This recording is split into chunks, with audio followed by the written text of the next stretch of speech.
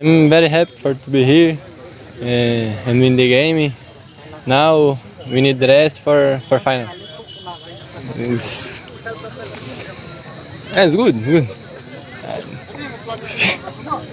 My favorite player. Yeah. In the moment it's Casemiro. Yes, Casemiro. Playing Manchester United. Other country? Your own country. Did you choose your own country? Sorry, bro. My English is very bad. I'm feeling good. Yes, very good here. The beach, the cities, atmosphere is very good. I'm very happy. First of all, I would like to thank the Udalguri for organizing this tournament and for inviting us from Shillong. And it's a great experience for us, like different atmosphere and different weather here. As we from Shillong, we have like the place is very cool, and we came here very humidity but it's good. But before playing the I League, like we have to go to some place. So like Kashmir is very cold, and if we go to south, it's very hot. So it's good that we got to prepare here for the prison. The game is quite like tough. Like the opponent, so it's very good, and I think what we score. First goal, that's very important for us, like and we keep on scoring, so the opponents a little bit like scared for us, and we go like for win. The team is very good, like we made our first game we played against that team.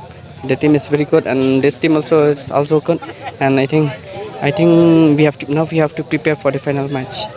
We are excited for the final. Like now we have to take rest, full recovery, and be ready for the final match. थांनाय 7 अक्ट'बरनिफ्राय खेलाया सोलिगासिनो दङ बड'फा UN Brahma gold cup football टुर्नामेन्टआ आरो बियो फैगौ 19 अक्ट'बराव बियो फाइनाल गेमा जागोन आरो दिनै गिबिसिन सेमिफाइनाल गेलेनाय जादों आरो बे गेलेनाया शिलं लाजं FC आरो बिनिफ्राय डिमाकुसिनि अर्गें क्लाबनि गेजेराव जादोंमोन आरो बहाय शिलं लाजं FCआ 4-2आवहा देरहासार जानो हाबाय आरो बिथांमोना दायो फाइनाल गेलेसिगोन दा जोङो थांनाय बे 7 अक्ट'निफ्रायनो जोङो बे खेलाखौ सलायबोगासिनो दङ आरो बे जालांनाय खेलाफोराव गोबां नेशनेल इन्टारनेशनेल प्लेयारफोरा जोंनि बे गेलेनायाव बाहागो लादोंमोन आरो बेवहाय माने प्राय 12 फुटबल क्लाबा बेवहाय बाहागो लादोंमोन आरो बेनि मादाव दायो जोंहा फैयै गिबि सेमिफाइनालाव जालांबाय आरो गाबोन जोंहा नैथि सेमिफाइनाल दङ आरो बे नैथि सेमिफाइनाल गेलेनाया ACB स्पर्ट्स क्लाब गुवाहाटी आरो बेनि हेंथायै गेलेगोन नंग्रिम हिल्स शिलंनि गेजेराव आरो आसा खालामदों बहाय गासै रायजो राजाफ्राबो जयै फैनानै बे खेलाखौ नायफैगोन आरो जोंखौ थुलुंगा होगोन जोङो बे खेलाखौ बड'फा उपेन्द्र ब्रह्मनि मुङावनो जोङो गेलेहोबोगासिनो दङ बिथांनि मुंखौ जोङो अराय सम गोसोखांनो थाखायनो बे खेलाखौ जोङो बहाय माने खुंनायखौ जोङो बे खुंनाय हाबाफारिखौ लाबोगासिनो दङ थांनाय 28 बोसोर आरो फैबाय थानाय समावबो जोङो बिथांनि मुङा जाहाथे अराय सम गोजोरै जोंनि गेजेराव माने गोसोखांजाबाय थायो बे गेलेनायनि गेजेरजों जों बे हाबाफारिखौ मावफुंलांगोन आरो बेनि गिबि जाहा थांखियानो जादों बेमोन आरो ओमफ्राय नैथियाव जिफोर जोंहा मोजां इन्डियानि बा आसामनि जिफोर क्लाबफोर फैयो मुंदांखा क्लाब बिसोरनि गेलेनायखौ माने जोंनि जि उथिबोनाय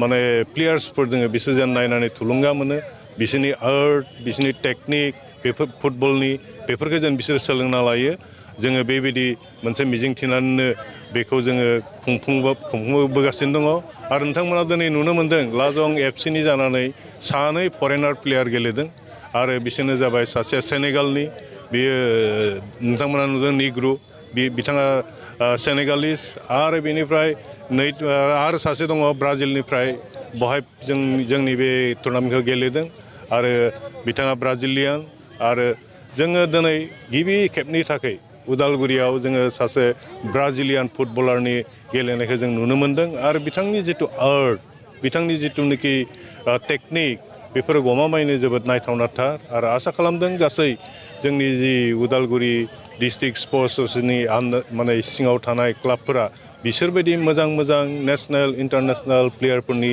गेलेनायफोरखौ नायनानै जेन बिसोरबो सोलोंनानै गोजौ थाखोआव बा गोजौसिन जेन बिसोरनो आवगायलांनो हायो जों बेखौनो मिजिंथियो बेखौ जोङो फैबाय थानाय 19 अक्ट'बराव जोङो गेलेहोनाय जागोन आरो दिनैनि जिथुनाखि माने शिलं लाजों एफसिया देरहाबाय नालाय दा बे शिलं लाजों एफसिया फाइनालाव थांखाबाय आरो ओमफ्राय गाबोन जि सेमिफाइनाल जागोन एसिबि गुवाहाटी आरो नंग्रिम हिल्स शिलंनि गेजेराव जायहा देरहायो बिसोरनि गेजेरावनो जागोन आरो बेवहाय जोंहा गोबां गिदिर जोंहा आलासिफोरबो जोङो हांख्रायदों आरो नोंथांमोननो जों बावैनो बे प्रग्रामखौ होगोन जोंहा डेपुटि चिफआ थाखागोन आरो लोगोसे